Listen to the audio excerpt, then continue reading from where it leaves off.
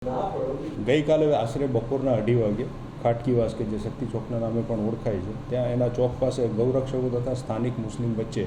એક ગેરસમજના કારણે મારામારી અને ઘર્ષણનો બનાવ બનેલો હતો, જેમાં સમય સૂચકતા દાખવી Morbi city A division, city B division તથા LCBની ટીમ ત્યાં પહોંચીને ત્યાં ઘટના સ્થળે પરિસ્થિતિને કાબૂમાં લઈ લીધેલી હતી તથા જે ઘટનામાં સંકળાયેલ તમામ લોકોને પોલીસ સ્ટેશને લઈને આવેલ હતા.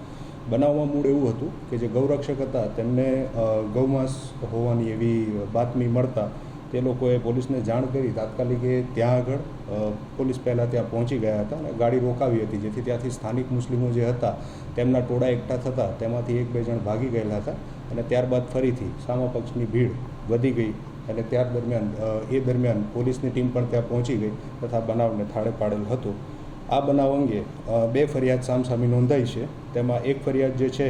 તેમાં આરોપી તરીકે જાકીર હુસેનભાઈ, ઈસુ મુસાભાઈ, શબ્બીર અબ્બાસ, હુરભાઈ, ફાતમાબેન તથા અન્ય એક વાહનનો ચાલક એમ કુલ 15થી 20 માણસો છે, બરાબર છે. તથા તેની સામે જે બીજી જે ફરિયાદ લેવાઈ છે તેમાં આરોપી તરીકે એક મહેબૂબ સુલેમાન સુમરા, સાગર કાંતિલાલ પલાણ, રવિ હિતેન્દ્રભાઈ પાલા, કૌશિક ઉર્ફે લાલો જગદીશભાઈ નિમાવત તથા દિનેશ રામજી લોરિયા એ સામેવાળાઓ હતા. આ રીતે 2 ક્રોસમાં ફરિયાદ લીધેલી છે મારામારી બાબતની અને તમામના ચેપ્ટર કેસ લઈ અટકાયતી પગલાં તમામ વિરુદ્ધ લેવામાં આવેલ છે.